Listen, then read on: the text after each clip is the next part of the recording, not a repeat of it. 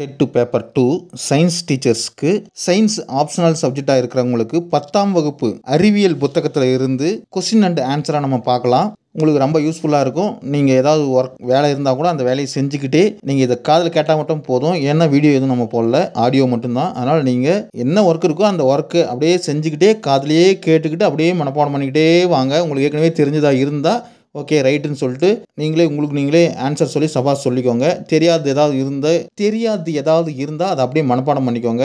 இல்லை மனப்பாடம் பண்ண முடியல அப்படின்னா அப்படியே பக்கத்தில் ஒரு நோட்டும் பேனாவும் வச்சுக்கோங்க. அப்படியே ஹிண்ட்ஸ் மாதிரி ஏதாவது எழுதிக்கோங்க. உங்களுக்கு கண்டிப்பாக ரொம்ப யூஸ்ஃபுல்லாக இருக்கும். இது 10ஆம் வகுப்பு அறிவியல் புத்தகத்தில் இயற்பியல் மட்டும் பார்க்கலாம் நம்ம. சரிங்களா? இயற்பியலில் வந்து பார்த்திங்கன்னா ஒரு 6 லெசன் இருக்குது. அழகு 1 இயக்க விதிகளில் பார்க்கலாம். நிலைமம் எதை சார்ந்தது அப்படின்னா நிலைமம் பொருளின் நிறையை சார்ந்தது. கனத்தாக்கு எதற்கு சமமானது அப்படின்னா உந்த மாற்றத்துக்கு சமமானது. நியூட்டனின் 3ஆம் விதி எங்கு பயன்படுகிறது அப்படின்னா ஓய்வு நிலையில் உள்ள ஒரு பொருளிலும் பயன்படுது, இயக்க நிலையில் உள்ள ஒரு பொருளிலும் பயன்படுது. சம நிறையில் உள்ள பொருட்களில் அது பயன்படுறது இல்லை. ஞாபகம் வச்சுக்கோங்க, சம நிறையுள்ள பொருட்களில் பயன்படுறது இல்லை. உந்த மதிப்பு ஒய் அச்சிலும் காலத்தினை எக்ஸ் அச்சிலும் கொண்டு ஒரு வரைபடம் வரையப்படுது. அப்படி வரைஞ்சா சாய்வின் மதிப்பு எப்படி இருக்கும்னா அது விசையாக இருக்கும். விசையின் சுழற்சி விளைவு எந்த விளையாட்டில் அதிகமாக பயன்படுது அப்படின்னா சைக்கிள் பந்தயம். நிறை மதிப்பு மாறாமல் புவியானது தனது ஆரத்தில் 50% சுருங்கினால் புவியின் பொருட்களின் எடையானது 300% அதிகரிக்கும். ராக்கெட் ஏவுதளத்தில் பயன்படக்கூடிய விதி நியூட்டன் 3ஆம் விதி, அப்புறம் நேர்கோட்டு உந்த மாற கோட்பாட்டு விதி. இது ரெண்டும் பயன்படுது. இடப்பெயர்ச்சி நிகழணும்னா அதுக்கு என்ன தேவைன்னா விசை தேவை. நகர்ந்து கொண்டே உள்ள ஊர்தியில் திடீர்னு தடை ஏற்பட்டால் பயணியர் முன்னோக்கி சாய்கின்றனர். இதுக்கு என்ன காரணம் அப்படின்னா இயக்கத்தின் நிலைமம்.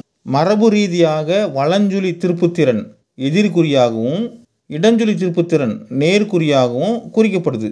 மகிழுந்து சக்கரத்தின் சுழற்சி வேகத்தினை மாற்ற பற்சக்கரங்கள் பயன்படுகிறது.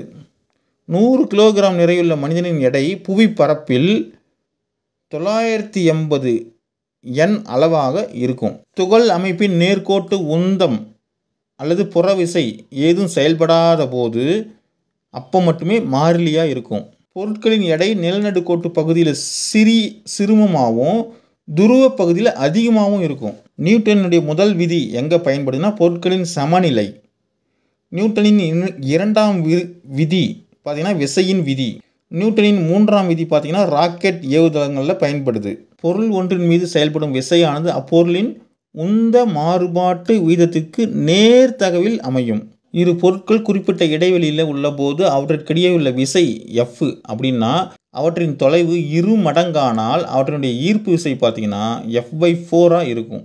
ஒரு பொருளினுடைய நிலையை மாற்ற விசை தேவை. விசையின் செயல்பாட்டால் ஓய்வு நிலையில் உள்ள பொருள் மீது ஏற்படும் விளைவுகளை பற்றி அறிவியலுக்கு நிலையியல் அப்படின்னு சொல்லி பேர். பொருளின் மீது விசை தாக்கம் இருக்கும்போது தன் நிலை மாற்றத்தினை தவிர்க்க இயலும் தன்மை நிலைமம் அப்படின்னு சொல்லி சொல்கிறோம். நிறை மற்றும் திசைவேகத்தினுடைய பெருக்கட் பலனை உந்தம் அப்படின்னு சொல்லி சொல்கிறோம். ஒரு பொருளின் மீது செயல்படும் விசைகளின் தொகுபயன் மதிப்பு சுழி எனில் அவ்விசைகள் சமன் செய்யப்பட்ட விசைகள் அப்படின்னு சொல்கிறோம். தொகுப்பயன் விசைக்கு சமமாக எதிர் திசையில் செயல்பட்டு பொருட்களை சமநிலைக்கு கொண்டு வர எதிர் சமனி பயன்படுது. விசையின் திருப்புத்திறன் வெக்டர். இரு சமமான இணை விசைகள் ஒரே நேரத்தில் ஒரு பொருளின் இருவேறு புள்ளிகளின் மீது எதிர் திசையில் செயல்பட்டால் அதுக்கு பேர் இரட்டைன்னு பேர். ஏற்ற பலகை டேஸ் தத்துவத்தில் செயல்படும் விசையின் திருப்புத்திறன். திசைவேக மாறுபாடு வீதம் முடுக்கம் அப்படின்னு சொல்கிறோம். விசையின் CGS அலகு டைன் ஆகும். ஒரு நியூட்டன் அப்படின்றது 10^2 டைன். பொருளின் மோதல் கால மதிப்பு அதிகமாகும் போது அப்பொருளின் மீது செயல்படும் கனத்தாக்கு விசையின் மதிப்பு குறையும். பறவை பறத்தலில் பயன்படக்கூடிய விதி நியூட்டன் 3ஆம் விதி. ராக்கெட்டானது புவியினுடைய ஈர்ப்பு விசையை தவிர்த்து விட்டு செல்லும் வகையில் அது பெரும் உச்சகட்ட திசைவேக மதிப்பு விடுபடு வேகம். புவியீர்ப்பு முடுக்கத்தின் சராசரி மதிப்பு 9.8 மீட்டர்/வினாடி. புவியீர்ப்பு முடுக்கம் புவியின் ஆரத்திற்கு 2 படிக்கு எதிர்தகவில் அமையும். மின்தூக்கில் நாம் கீழாக பயணிக்கும் போது நமது தோற்ற எடை நிலையாக உள்ள போது உள்ள எடையை விட குறைவு. தடையின்றி தானே விழும் பொருளினுடைய தோற்ற எடை சுழி. வெற்றிடத்தில் வெவ்வேறு நிறை கொண்ட பொருள் ஒரே உயரத்திலிருந்து விழும்போது ஒரே நேரத்தில் தரையை வந்தடையும். எடை தராசின் மீது செயல்படும் விசை சமன் செய்யப்பட்ட விசை. விசையின் விதி அப்படின்னு எதை சொல்கிறோம்னா நியூட்டனினுடைய இரண்டாம் விதி. விசை என்பது உந்த வீதம் மாற்றம். விசை ஒரு வெக்டர் அளவுகோல். பொருளின் அளவுக்கு சமமான தலைகீழாக மெய்பிம்பம் கிடைக்க பொருள் வைக்கப்பட வேண்டிய தொலைவு 2f. மின் விளக்கு ஒன்று குவி லென்ஸ் ஒன்றின் முதன்மை குவியத்தில் வைக்கப்பட்டுள்ளது. மின் விளக்கு ஒளியூட்டப்படும் போது குவி லென்ஸானது இணை கற்றைகளை உருவாக்கும். குவி லென்ஸின் உருப்பெருக்கமானது எப்போதும் நேர்குறி அல்லது எதிர்குறி மதிப்புடையது. ஒரு குவி லென்ஸானது மிகச்சிறிய மெய்பிம்பத்தை முதன்மை குவியத்தில் உருவாக்கினால் பொருள் வைக்கப்பட்ட இடம் வந்து பார்த்திங்கன்னா ஈரில்லா தொலைவு. ஒரு லென்ஸின் திறன் -4D எனில் அதன் குவிய தொலைவு -0.25 மீட்டர். கிட்டப்பார்வை குறைபாடு உள்ள கண்ணில் பொருளின் பிம்பமானது டேஷ் தோற்றுவிக்கிறது. விழித்திரைக்கு முன்பாக. விழி ஏற்பமைவு திறன் குறைபாட்டை சரி செய்ய உதவுவது இரு குவி லென்ஸ். சொல்லகராதியில் உள்ள சிறிய எழுத்துக்களை படிப்பதற்கு உகந்த லென்ஸு 5 சென்டிமீட்டர் குவிய தூரம் கொண்ட குவி லென்ஸ். ஒளி செல்லும் பாதை ஒளிக்கதிர் அப்படின்னு சொல்கிறோம். ஒரு ஒளி புகும் ஊடகத்தின் ஒளி விலகல் எண் எப்போதும் ஒன்றை விட அதிகமாக இருக்கும். படுகின்ற ஒளிக்கற்றையின் ஆற்றலும் சிதறடிந்த கற்றையின் ஆற்றலும் சமமாக இருந்தால் அது மீச்சிற் சிதறல் அப்படின்னு பேர். ராலே சிதறல் விதிப்படி சிதறல் அளவானது படுகின்ற ஒளிக்கதிரின் அலைநீளம் 4 மடிக்கு எதிர்தகவில் அமையும். கண்ணிற்குள் நுழையும் ஒளியின் அளவை கட்டுப்படுத்துவது ஐரிஸ். இது ரொம்ப முக்கியம், பார்த்துக்கோங்க. அடர் குறை ஊடகத்தில் தான் ஒளியின் திசை வேகம் அதிகமாக இருக்கும். லென்ஸின் திறனானது லென்ஸின் குவியத் தொகையை சார்ந்தது. விழி லென்ஸில் குவிக்கும் திறன் குறைவதால் தூர பார்வை ஏற்படுகிறது. குழி லென்ஸானது எப்போதும் சிறிய மாயபிம்பத்தை உருவாக்கும். ரெட்டினான்றது ஒரு விழித்திரை. சிலியரி தசைகள் பார்த்திங்கன்னா விழி ஏற்பமைவு திறன். கிட்ட பார்வை அப்படின்னா சேமி புள்ளி விழியை நோக்கி நகர்தல். தூர பார்வை அப்படின்னா அண்மை புள்ளி விழியை விட்டு விலகிச் செல்லுதல். ராமன் ஒளி சிதறலில் சிதறவடைந்த ஒளியானது ஸ்டோக்ஸு, ஆன்டி ஸ்டோக்ஸு, ராலே இது எல்லா வரிகளையும் உள்ளடக்கியது. பொதுவாக மனித கண்ணினுடைய தெளிவுறு காட்சியின் மீச்சிறு தொலைவு 25 சென்டிமீட்டர்.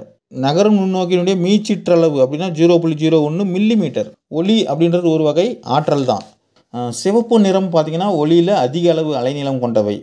ஒளி அடர்மிகு ஊடகத்திலிருந்து அடர் குறை ஊடகத்தில் பயணிக்கும் போது விலகு கதிர் செங்குத்து கோட்டை விட்டு விலகிச் செல்லும். ஒளி அடர்வு குறை ஊடகத்திலிருந்து அடர்வு அதிக ஊடகத்தில் செல்லும் போது விலகு கதிர் செங்குத்து கோட்டை நோக்கி செல்லும். ஒற்றை நிறத்தை கொண்ட ஒளியை வெளிப்படும் மூலம் வந்து ஒற்றை நிற ஒளி மூலம். வெள்ளொளி என்பது 7 நிறம் கொண்ட கூட்டொளி மூலம். ஊதா ஒளி அப்படின்றது மிக அதிகமான விலகு கோணம் பெற்றுள்ளன. சிவப்பு ஒளி மிக குறைந்த விலகு கோணம் பெற்றுள்ளன. ஒரு ஊடகத்தின் விலகு கோணமானது எதை சார்ந்து அமையும் அப்படின்னா ஒளி விலகல் எண். சிதறல் அடையும் ஒளிக்கற்றையின் தொடக்க மற்றும் இறுதி ஆற்றல்கள் சமமாக இருக்கும்போது அச்சிதறல் வந்து பார்த்திங்கன்னா மீச்சித்திரல் சிதறல் அப்படின்னு சொல்லி பேர். சிதறல் அடையும் ஒளிக்கற்றையினுடைய தொடக்க மற்றும் இறுதி ஆற்றல்கள் சமமற்று இருப்பின் அச்சிதறல் வந்து மீச்சியற்ற சிதறல் அப்படின்னு சொல்கிறோம். சூரியனிலிருந்து வரும் ஒளிக்கற்றையானது வளிமண்டலத்தில் உள்ள வாயு அணுக்கள் மற்றும் மூலக்கூறுகளால் சிதறடிக்கப்படுகிறது. அதுக்கு பேர் ராலே சிதறல் அப்படின்னு சொல்லி பேர். வளிமண்டலத்தின் கீழடுக்கு பகுதியில் உள்ள தூசு, புகை, நீர்த்துளிகள் மூலம் ஏற்படுவது மீ சிதறல். மேகக்கூட்டங்கள் வெண்மை நிறமாக காட்சியளிக்கிறதுக்கு காரணம் மீ சிதறல். குவி லென்ஸு குவிக்கும் லென்ஸ் அப்படின்னும், குழி லென்ஸு பார்த்திங்கன்னா விரிக்கும் லென்ஸு அப்படின்னும் சொல்கிறோம். பொருள் பார்த்திங்கன்னா சீல் வைக்கப்படும் போது பிம்பம் சீலே அமையும். குறியீட்டு அடி மரபுப்படி முதன்மை அச்சுக்கு செங்குத்தாக மேல் நோக்கி அளக்கப்படும் அளவுகளை நேர்குறி குறியிட வேண்டும். குறியீட்டு மரபுப்படி குவி லென்ஸ் திறன் நேர் குறியாகவும் குழி லென்ஸின் திறன் எதிர்குறியாகவும் இருக்கும். விழியானது ஏறத்தாழ 2.3 சென்டிமீட்டர் விட்டம் கொண்ட கோள வடிவ அமைப்பு. கண்ணில் உள்ள அந்த ஸ்க்ளீரா என்னும் எளிமையான சவ்வினால் கண்ணின் உள்ளுறுப்புகள் பாதுகாக்கப்படுது. ஸ்க்ளீரா. கண்ணில் ஒளி விலகல் நடைபெறும் முக்கியமான பகுதி கார்னியா. விழித்திரை அல்லது ரெட்டினாவில் தலைகீழான மெய்பிம்பம் உருவாகுது. கண்ணின் விழி லென்ஸு பார்த்திங்கன்னா குவி லென்ஸாகவே செயல்படுது. கண்ணினுடைய விழி லென்ஸு குவி லென்ஸாக செயல்படுது. விழி லென்ஸு தன் குவிய தூரத்தை மாற்றிக்கொள்ள சிலிரிய தசைகள் உதவுது. மனித கண்ணின் அண்மை புள்ளி 2.5 சென்டிமீட்டர் 25 சென்டிமீட்டர் 25. மனித கண்ணின் சேய்மை புள்ளி தொலைவு ஈரில்லா தொலைவில் அமைகிறது. வயது முதிர்வின் காரணமாக மனித கண்ணில் விழி ஏற்பமைவு திறன் குறைபாடு சரி செய்ய இருகுவி லென்ஸு பயன்படுது. பார்வை சிதறல் குறைபாடு பார்த்திங்கன்னா ஆஸ்டிக்பாடிசம் அப்படின்னு அழைக்கப்படுது. பார்வை சிதறல் குறைபாடு சரி செய்ய பார்த்தீங்கன்னா உருளை லென்ஸு பயன்படுது. தொலை நோக்கியை கண்டுபிடித்தவர் ஜோகன் லிப்ரஸே. அடுத்தது 3வது பாடம் வெப்ப இயற்பியல். வெப்பநிலையின் எஸ்ஐ அலகு கெல்வின், வெப்ப ஆற்றலின் எஸ்ஐ அலகு ஜூல். ஒரு பொருளை வெப்பப்படுத்தினாலோ அல்லது குளிர்வித்தாலோ அப்பொருளினுடைய நிறையில் ஏற்படும் மாற்றம் சுழி, எதுவும் இல்லை.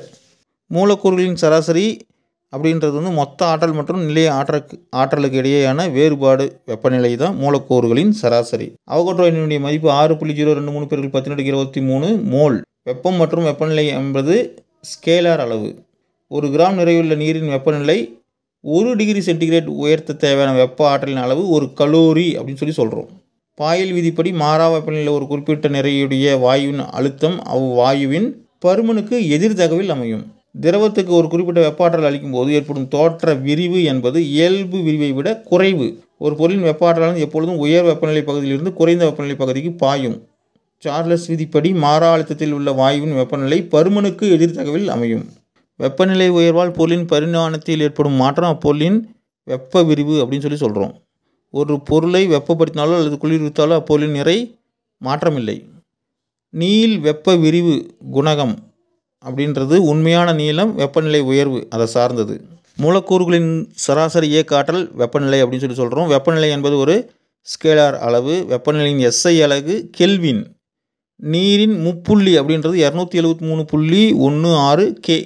நீரின் முப்புள்ளி 273.16 கே. வெப்பத்தின் எஸ்ஐ அலகு ஜூல்.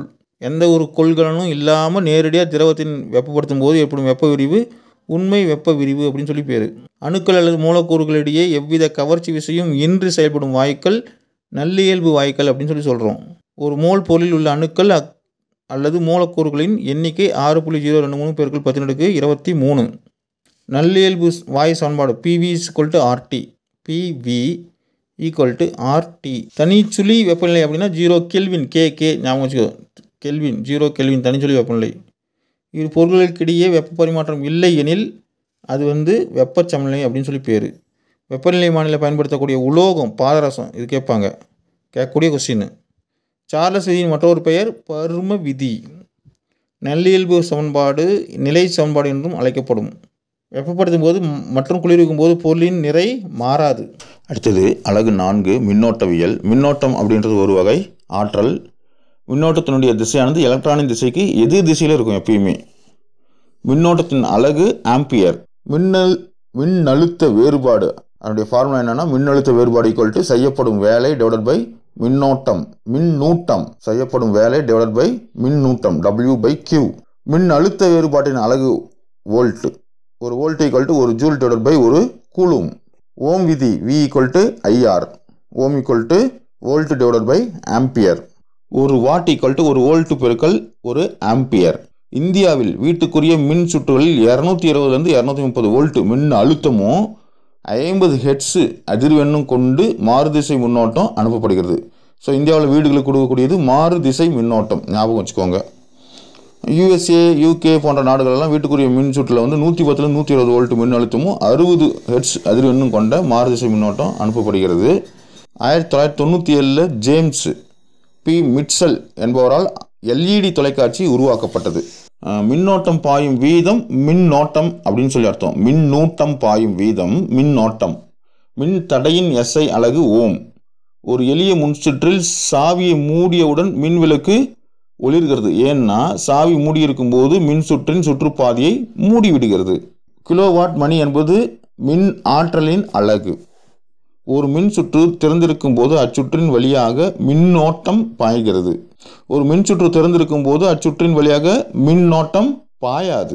மின் அழுத்த வேறுபாட்டிற்கும் மின்னோட்டத்திற்கும் இடையே உள்ள விகிதம் மின் தடை அப்படின்னு சொல்கிறோம்.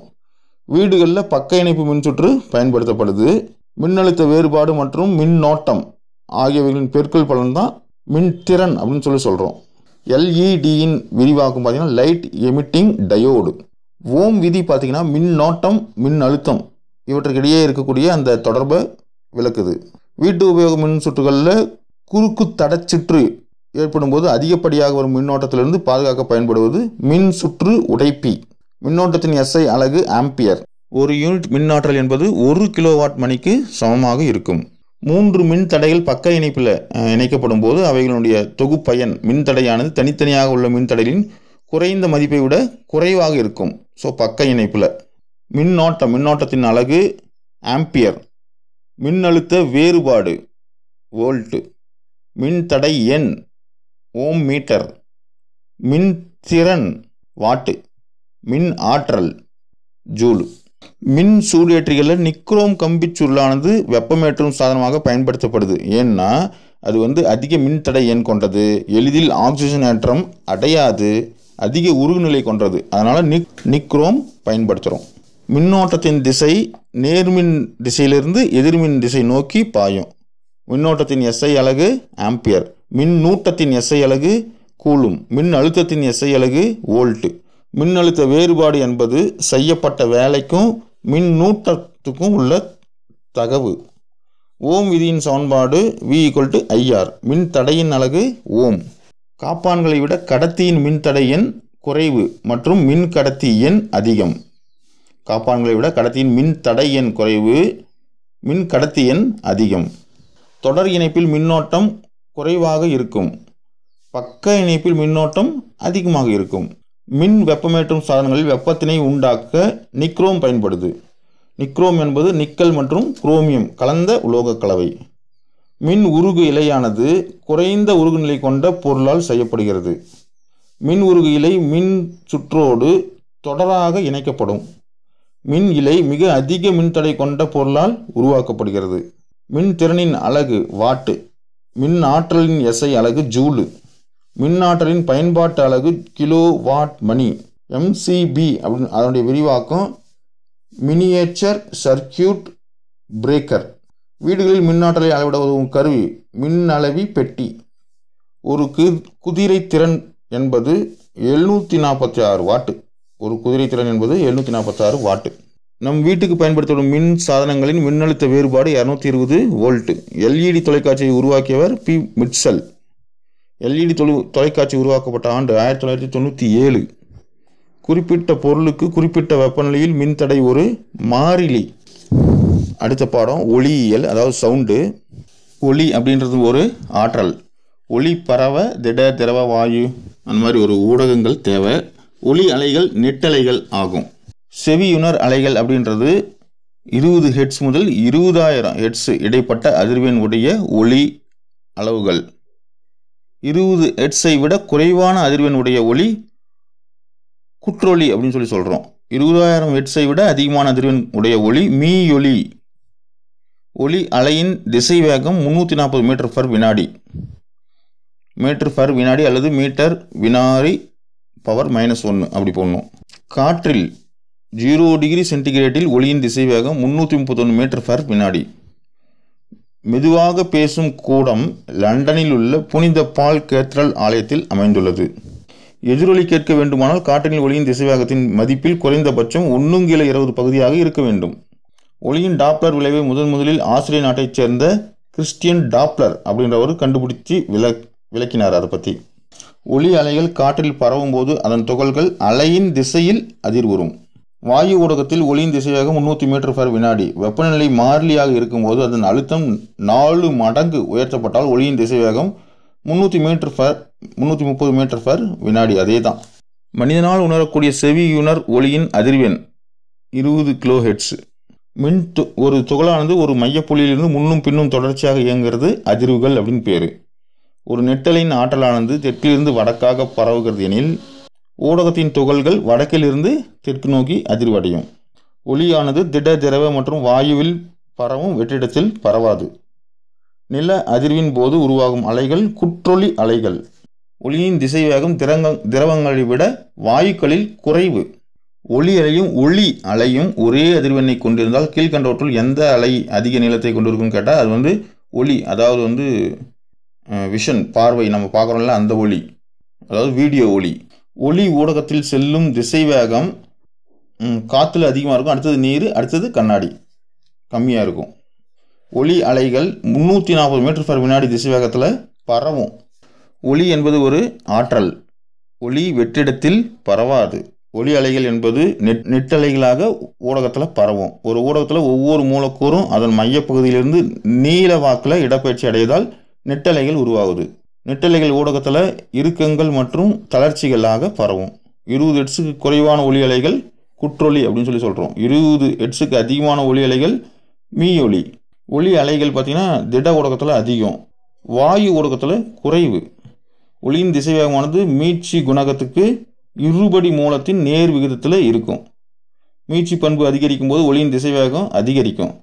ஒளியானது ஒரு ஊடகத்திலிருந்து மற்றொரு ஊடகத்திற்கு செல்லும் போது திசைவேகம் அதிகரித்தால் அடர்மிகு ஊடகம் அப்படின்னு சொல்லி சொல்கிறோம். ஒளியானது ஒரு ஊடகத்திலிருந்து மற்றொரு ஊடகத்திற்கு செல்லும் போது திசைவேகம் அதிகரித்தா அது அடர்குறை ஊடகம், அதே குறைஞ்சா அடர்மிகு ஊடகம். இசை அரங்குகளும் திரையரங்குகளும் ஒளியின் தரத்தை மேம்படுத்த ஒளி எதிரொலிப்பு அட்டை பயன்படுத்துகிறாங்க. ரேடார் அதனுடைய விரிவாக்கம் ரேடியோ டிடெக்ஷன் அண்டு ரேஞ்சிங். சோனாருடைய விரிவாக்கம் சவுண்டு நேவிகேஷன் அண்டு ரேஞ்சிங். ஒளி மூலத்துக்கும் கேட்குனருக்கும் உள்ள ஒப்புமை இயக்கத்தால் ஏற்படும் தோற்ற அதிர்வெண் டாப்ளர் விளைவு அப்படின்னு சொல்லி சொல்கிறோம். ஒளி அலையின் அதிர்வெண் ஊடகம் சார்ந்தது அல்ல. சாதாரணமாக பேசும்போது அதிர்வலையில் வீச்சு சுமார் 10.9 மீட்டர். ஒரு அலையின் அலைவு காலம் அதிகரித்தால் அதன் அதிர்வெண் குறையும். அதிர்வெண்ணின் அலகு ஹெர்ட்ஸு, அலை நீளத்தின் அலகு மீட்டர். செவி உணர் அலை 20லிருந்து 20,000 ஹெர்ட்ஸு. குற்றொலின்றது 20 ஹெர்ட்ஸை விட குறைவான அதிர்வெண்.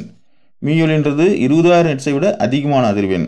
அடுத்த பாடம் அலகு 6 அணுக்கரு இயற்பியல். இயற்பியலில் இது கடைசி பாடம். 1803 ஜான் டால்டன் தனிமங்கள் அணுக்களால் ஆனவை அப்படின்னு சொல்லி கருதினார்.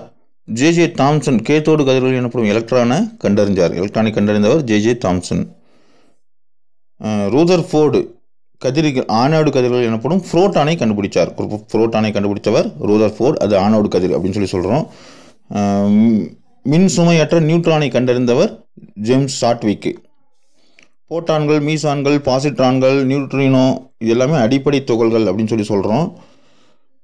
ஹென்றி பெக்கோரல் கதிரி இயக்கத்தை கண்டுபிடிச்சார். 1896 கதிரி இயக்கத்தை கண்டுபிடித்தவர் ஹென்றி பெக்கோரல். பிட்ச் பிளண்ட் அப்படின்னு தாதுவிலிருந்து தான் ரேடியம் கிடைக்கிறது. கதிரி இயக்க தனிமங்கள் பார்த்திங்கன்னா ஆல்ஃபா, பீட்டா, காமா கதிர்களை வெளியிடுது. அதிர்வெண் அணு எண் பார்த்திங்கன்னா 82 விட அதிகமாக உள்ள தனிமங்கள் தன்னிச்சையாக கதிரியக்கங்களை வெளியிடும் திறன் பெற்றவை. 1934 செயற்கை கதிரியக்கத்தை ஐரீன் கியூரி மற்றும் P.F. ஜோலியட் அவங்க கண்டுபிடிச்சாங்க. Curie, Joliot. 1942 அமெரிக்காவில் உள்ள சிகாகோ நகரில் தான் முதல் அணுக்கரு உலை கட்டப்பட்டது. 1948ஆம் ஆண்டு ஆகஸ்ட் மாதத்தில் இந்தியாவில் இந்திய அணுசக்தி நிலையம் அமைக்கப்பட்ட இடம் மும்பை. மனிதனால் உருவாக்கப்பட்ட கதிரியக்கம், தோன்றப்பட்ட கதிரியக்கம், தன்னிச்சையான கதிரியக்கம் அப்படின்னு சொல்லி கருதப்படுது. கதிரியக்கத்தின் அழகு ரான்ஜன், கியூரி, பெக்கோரல் எல்லாமே தான். ஏன்னா அவங்க கண்டுபிடிச்சது அப்படி வச்சுக்கிட்டாங்க பேர். செயற்கை கதிரியக்கத்தினை கண்டறிந்தவர் ஐரின் கியூரி. புற்றுநோய் சிகிச்சையில் பயன்படும் கதிரியக்க ஐசோடோப்பு ரேடியோ கோபால்ட். ஞாபகம், ரேடியோ கோபால்ட். காமா கதிர்கள் அபாயகரமானது, காரணம் மரபியல் குறைபாடுகளை உண்டாக்கும். காமா கதிர்களிலிருந்து நம்மை பாதுகாக்க காரியம் உரைகள் நம்ம பயன்படுத்திக்கணும். காரியம் புரோட்டான் தொடர்வினைக்கு எடுத்துக்காட்டு அணுக்கரு இணைவு. காமினி அணுக்கரு உலை அமைந்துள்ள இடம் கல்பாக்கம், தமிழ்நாட்டில் கல்பாக்கத்தில் காமினி அணுக்கரு உலை. பாசிட்ரான் என்பது ஒரு அடிப்படை துகள்கள். மனித உடலில் மேல் படுகின்ற கதிரியக்கத்தின் அளவினை கண்டறிய உதவுவது டோசிமீட்டர். காமா கதிர்கள் அதிக ஊடுருவும் திறன் கொண்டவை. கதிரியக்க பாதுகாப்பின் அளவானது 100 R என்ற அளவில் உள்ள போது அது லுக்கேமியா இரத்த புற்றுநோயை உண்டாக்கும். அது பார்த்துக்கோங்க, இரத்த புற்றுநோயை உண்டாக்கும். பார்க், BARC பார்க் பார்த்திங்கன்னா மும்பை. இந்தியாவின் முதல் அணுமின் நிலையம் அமைந்த இடம் தாராப்பூர். IGCAR அது கல்பாக்கம். இந்தியாவின் முதல் அணுக்கரு உலை பார்த்திங்கன்னா அப்சரா. அணுமின் நிலையம் வேறு, அணுக்கரு உலை வேறு. அணுக்கரு உலை அப்சரா. முதல் அணுமின் நிலையம் தாராப்பூர். எரிபொருள் பார்த்திங்கன்னா யுரேனியம். தனிப்பான் பார்த்திங்கன்னா காட்மியம் கழிகள். குளிர்விப்பான் பார்த்திங்கன்னா கனநீர். தடுப்புரை காரியம். இடப்பெயர்ச்சி விதியை சூரியவர் சாடிப் ஜன். ஐரிஸ் கியூரி பார்த்தீங்கன்னா செயற்கை கதிரியக்கம். ஹென்றி பெக்கோரல் அவர் பார்த்தீங்கன்னா இயற்கை கதிரியக்கம். ஆல்பர்ட் ஐன்ஸ்டீன் நிலை ஆற்றல் சமன்பாடு. கட்டுப்பாடற்ற தொடர்வினை இருந்தால் அது அணுகுண்டு. கட்டுப்பாடற்ற தொடர்வினை அணுகுண்டு.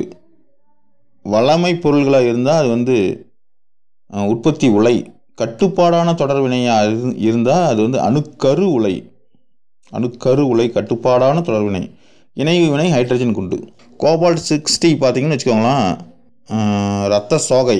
அயோடின் 131 அது பார்த்தீங்கன்னா தைராய்டு. அயோடினா தைராய்டு.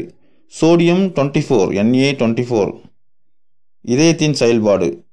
C14 அது பார்த்தீங்கன்னா படிமங்களின் வயது கண்டறிய பயன்படுது. புரோட்டோனியம் 230 பிளவுக்கு உட்படும் பொருள்.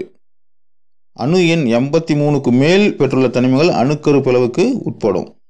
அணுக்கரு இணைவு அப்படின்றது அணுக்கரு பிளவினை விட அபாயகரமானது. அணுக்கரு உலையில் தனிப்பான்கள் இல்லை எனில் அது அணுகுண்டா செயல்படும். அணுக்கரு பிளவின் போது ஒரு பிளவில் சராசரியாக 2 அல்லது 3 நியூட்ரான்கள் உற்பத்தியாகும். ஐன்ஸ்டீன் நிலையாற்றல் சமன்பாடு அணுக்கரு பிளவு மற்றும் அணுக்கரு இணைவு ஆகியவற்றில் பயன்படுது. தன்னிச்சையான உமிழ்வு இயற்கை கதிரியக்கம். தூண்டப்பட்ட உமிழ்வு செயற்கை கதிரியக்கம். அணுக்கரு இணைவு உயர் வெப்பநிலை. அணுக்கரு பிளவு அறை வெப்பநிலை. வேளாண் விளைச்சல் அதிகரிப்பு ரேடியோ பாஸ்பரஸ். இதயத்தின் சீரான செயல்பாடு கதிரியக்க சோடியம். பின்புலத்தால் விளக்கம் கதிர்கள். சுழி விளக்கம் காமா கதிர்கள். இயற்கை கதிரியக்கத்தை கண்டறிந்தவர் ஹென்ரியம் பெக்கோரல். பிட்ச் பிளண்ட் தாது பொருள் உள்ள கதிரியக்க பொருள் ரேடியம். கதிரியக்கத்தை தூண்டக்கூடிய 2 தனிமங்களின் பெயர்கள் போரான், அலுமினியம். இதெல்லாம் இயற்கை கதிரியக்கத்தின் போது வெளியாகும் மின்காந்த கதிரிகள் காமா கதிர். அணுக்கரு பிளவு மரபியல் குறைபாட்டை உருவாக்கும் கதிரியக்கம் காமா கதிர். 1942 அமெரிக்காவில் சிகாகோ நகரில் முதல் அணுக்கரு உலை அமைக்கப்பட்டது. கதிரியக்கத்தின் SI அலகு பெக்கோரல். கேரிய பொருளால் கதிரியக்க பாதிப்பிலிருந்து நம்ம பாதுகாத்துக்கலாம். அணு எண் 83ஐ விட அதிகமான தனிமங்கள் தன்னிச்சையான கதிரியக்கங்களை வெளியிடும்.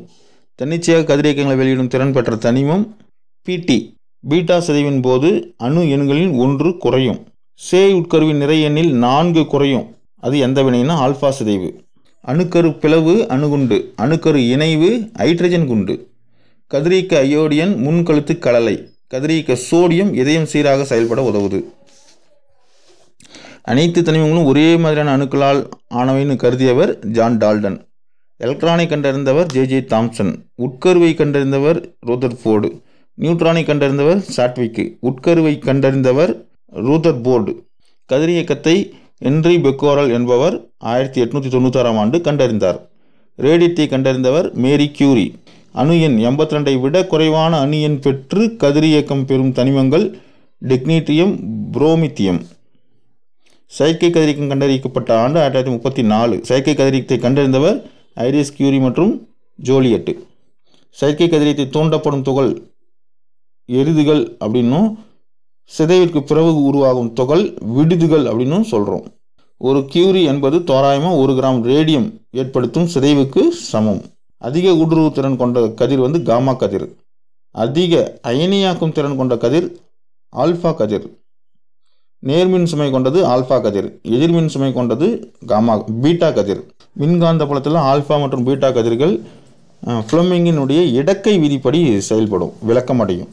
கதிரியக்க இடம் பெயர்வு விதி விளக்கியவர் ஷாடி மற்றும் பஜன்.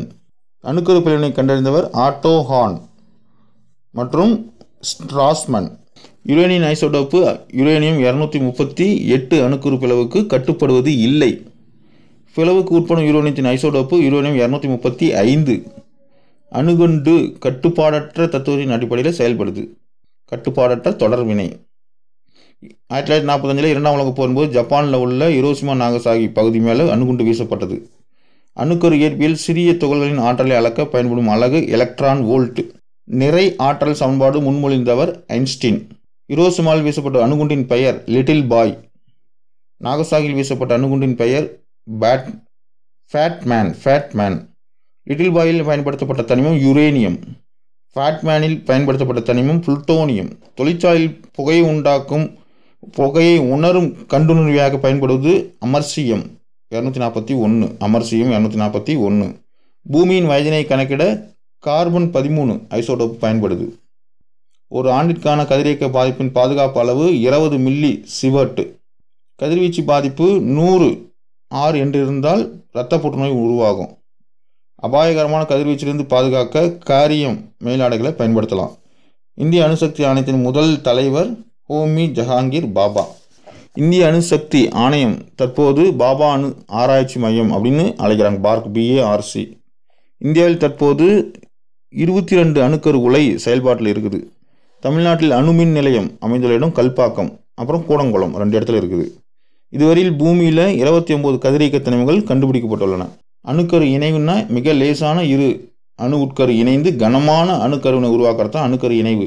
H+H gives He+Q, அதுதான் ஃபார்முலா. ஸோ இந்த வீடியோ பிடிச்சிருக்கும்னு நினைக்கிறேன். பிசிக்ஸு இயற்பியல் 6 பாடம் ஃபுல்லாக இருக்குது. இன்னும் 2 முறை 3 முறை கூட காதில் கேட்டுக்கோங்க, உங்களுக்கு ரொம்ப பிடிக்கும். அரசு வேலை பெறுவதை நம்ம லட்சியம் அடைந்தே தருவோம். நன்றி.